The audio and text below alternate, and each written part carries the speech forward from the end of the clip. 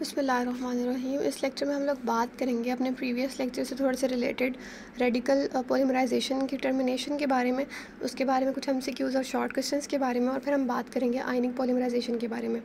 ठीक है, तो यहाँ पर हम लोग अगर देखें, सबसे पहले हमारे पास क्वेश्चन पूछा गया है कि भाई जो नीचे स्ट्रक्चर बताए गए हैं इनके मोनोमर्स लिखें। ये जो पॉलीमर्स दिखाए हैं इनके मोनोमर्स लिखें। तो अगर आप लोग देखें तो पहला वाला जो है वो हमारे पास पॉलीविनाइल अल्कोहल है।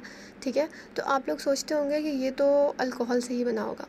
ठीक है, ये विनाइल अल्कोहल से बना होगा, लेकिन विनाइल अल्कोहल से ये नहीं बना। इसका अगर आप मोनोमर देखें तो इसका मोनोमर है विनाइल एसीटेट। ये एस्टर की हाइड्रोलाइसिस अल्कोहल बनती है, तो ये एस्टर से बना है। ठीक है, तो इसका मोनोमर क्या है, विनाइल एसीटेट। अब सवाल पैदा होता है कि ये अल्कोहल से क्यों नहीं बन सकता था, ये क्यों नहीं बना विनाइल अल्कोहल से। तो ये इसीलिए नहीं बना क्योंकि यहाँ पर टॉटोमेरिज्म हो सकती है, और जब यहाँ टॉटोमेरिज्म हो जाएगी ना तो यहाँ पर पॉलीमराइजेशन नहीं हो सकेगी। ठीक है, टॉटोमेरिज्म का क्या मतलब है कि यहाँ पर डबल बॉन्ड जो है वो मूव कर सकता है, फंक्शनैलिटी चेंज हो सकती है इसकी। ठीक है, तो फंक्शनल ग्रुप का चेंज होने की वजह से यहाँ पर टॉटोमेरिज्म होगी और यहाँ पर जो है वो पॉलीमराइजेशन नहीं हो सकती।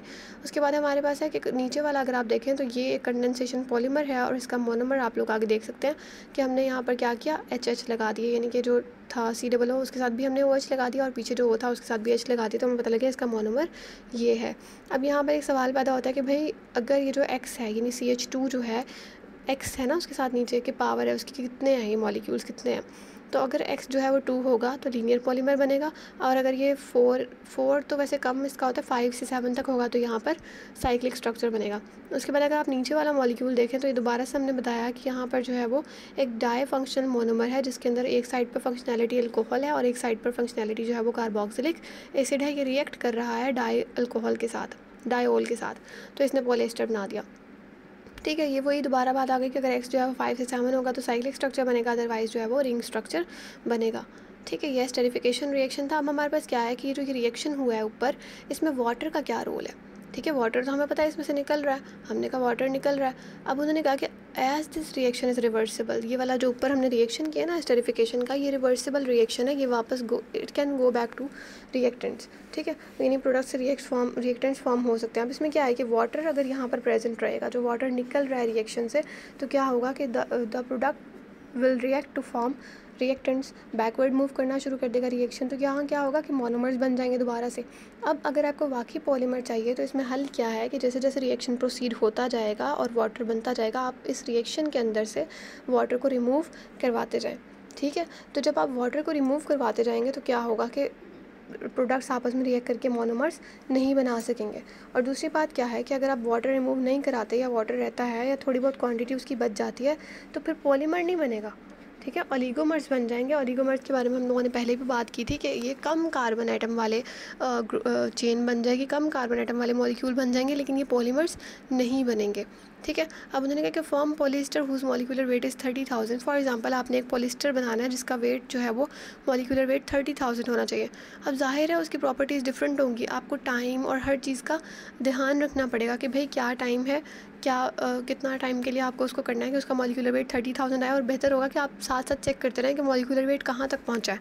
ठीक है, ताकि आपको पता हो कि आपने चेन स्टॉपर कब डालना है, रिएक्शन स्टॉपर्स आपने कब ऐड करना है।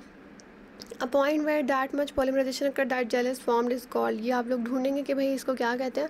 उसके बाद हमारे पास है टर्मिनेशन एडिशन रेडिकल पॉलीमराइजेशन के बारे में हम दोबारा बात करने लगे हैं, जो हम पीछे टर्मिनेशन की बात की थी कि यहाँ पर जो है वो वाया चेन ट्रांसफ़र एजेंट। अब टर्मिनेशन दो तरह से हो सकती है कि भाई दो तरह से हम लोगों ने पढ़ ली थी, ये तीसरी टाइप है उसकी कि चेन ट्रांसफ़र एजेंट के थ्रू भी हो सकती है। पहली टाइप हमने क्या पढ़ी थी, रिकम्बिनेशन हो सकती है टर्मिनेशन के टाइम पर। दूसरी हमने पढ़ी थी डिस्प्रोपोर्शनेशन हो सकती है, हाइड्रोजन ट्रांसफ़र हो जाएगा और इस तरह से डिस्प्रोपोर्शनेशन रिएक्शन हो जाएगा। थर्ड है हमारे पास कि ये चेन ट्रांसफ़र एजेंट के थ्रू हो सकती है। चेन ट्रांसफ़र एजेंट क्या है और ये कौन कौन से हो सकते हैं ये हम देखते हैं। चेन ट्रांसफ़र एजेंट जो है वो कोई भी मोनोमर हो सकता है, जो आप यूज़ कर रहे थे वो मोनोमर, कोई भी सॉल्वेंट हो सकता है। ठीक है, कोई भी ग्रोइंग पॉलीमर चेन हो सकती है, या फिर ईथर वगैरह अदर इम्प्योरिटीज़ वगैरह हो सकती है। कोई आप इम्प्योरिटी ऐड कर दें वो चेन ट्रांसफ़र एजेंट के तौर पर एक्ट कर सकती है। अब चेन ट्रांसफ़र एजेंट का मतलब क्या है, इसका मतलब ये है कि हम ऐसा reagent transfer of reagent from one chain to another chain occur, कि एक रिएजेंट का एक चेन से दूसरे चेन में चले जाना। ठीक है, फॉर एग्ज़ाम्पल यहाँ पर एक मोनोमर था या कोई भी चीज़ थी, कोई ग्रुप था, कोई इम्प्योरिटी थी, जिस फॉर एग्ज़ाम्पल RH है। ठीक है, अब ये हमारे पास रेडिकल था, रेडिकल चेन पॉलीमराइजेशन, पीछे खासा लंबा रेडिकल है।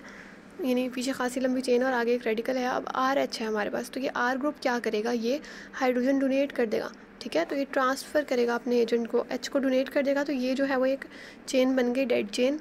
लेकिन क्या हुआ, डेड चेन के साथ एक लिविंग पॉलीमर भी बना है। आर रेडिकल जो है, आर के ऊपर यानी आर ग्रुप जो था उसके ऊपर जो रेडिकल है, ये एक लिविंग पॉलीमर है, ठीक है। ये एक लिविंग पॉलीमर जनरेट हुआ जो फर्दर रिएक्ट करेगा। एक चेन तो स्टॉप हो गई, लेकिन फर्दर हमारे पास एक लिविंग पॉलीमर बन गया। इसकी वजह से क्या होगा कि पॉलीमराइजेशन स्टॉप नहीं होगी बल्कि कंटिन्यू रहेगी और रेडिकल के तौर पर ये फर्दर रिएक्ट करता चला जाएगा, ठीक है। अब यहाँ पर आगे के फैक्टर्स कौन कौन से हैं, तो फैक्टर्स में हमारे पास यही है, टेम्परेचर है। अगर हम टेम्परेचर को कंट्रोल रखें तो बेहतर होगा, क्योंकि ये एक्सोथर्मिक रिएक्शन होते हैं, ये हाईली एक्सप्लोयर होते हैं, एक्सप्लोसिव हो सकते हैं, ये धमाका वगैरह हो सकता है अगर टेम्परेचर को कंट्रोल ना किया जाए।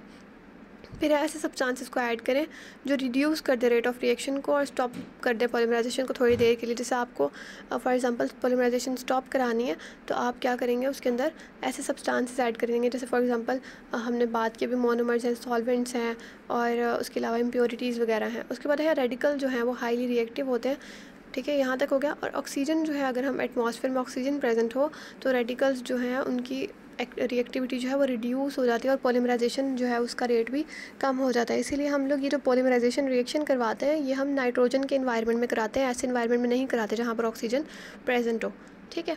उसके बाद हमारे पास एक इनहिबिटर्स और रिटार्डर्स जो है ऐसे सब्सटेंसेस होते हैं जो स्लो कर दें या इनहिबिट कर दें रिएक्शन को, ठीक है। जैसे हम नाइट्रोबेंजीन ऐड कर सकते हैं, डाइनाइट्रोबेंजीन ऐड कर सकते हैं, हाइड्रोफिनोन ऐड कर सकते हैं, हाइड्रोक्विनोन्स और मॉलिक्यूलर ऑक्सीजन, ये चीज़ें ऐसी हैं जो पॉलीमराइजेशन को स्टॉप करा देंगी, ठीक है। अगर रेडिकल्स अवेलेबल नहीं है तो रिएक्शन स्लो डाउन हो जाएगा और स्टॉप हो जाएगा। जैसे पॉलीस्टाइरीन जो है उसका मॉलिक्यूलर वेट जो है 25,000 होता है, तो इसमें क्या है कि हम कपलिंग करा सकते हैं, डिस्प्रोपोर्शनेशन करा सकते हैं, चेन ट्रांसफ़र, रिएजेंट वाला मेथड यूज़ कर सकते हैं रिएक्शन को स्टॉप कराने के लिए, ठीक हो गया।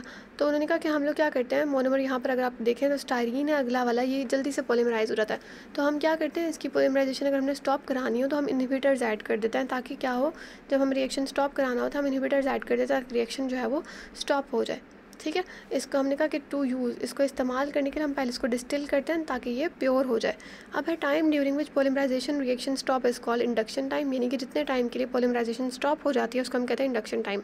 अब ऐसा नहीं है कि एक बार मोनोमर ख़त्म हो गया या हमने रिटार्डर डाल दिए, इनहिबिटर डाल दिए तो रिएक्शन रुक गया, तो ये रुका ही रहेगा, यानी रिएक्शन की जो फिजिबिलिटी है वो ख़त्म हो जाएगी। नहीं, ये रिएक्शन देखा गया कि काफ़ी दिन तक, काफ़ी मंथ्स तक भी ये प्रोसीड हो सकता है दोबारा। लाइक आपने चेन को रोक दिया, पॉलीमराइजेशन रोक दी, लेकिन अगर आप 1 महीने के बाद भी उसके अंदर जो है वो दोबारा मोनोमर्स ऐड कर देंगे और रिटार्डर्स वहाँ से रिमूव हो जाएंगे, तो पॉलीमराइजेशन जो है वो दोबारा स्टार्ट हो जाएगी। तो वो टाइम, जितने टाइम में पॉलीमराइजेशन स्टॉप रहेगी, उसको हम कहते हैं इंडक्शन टाइम।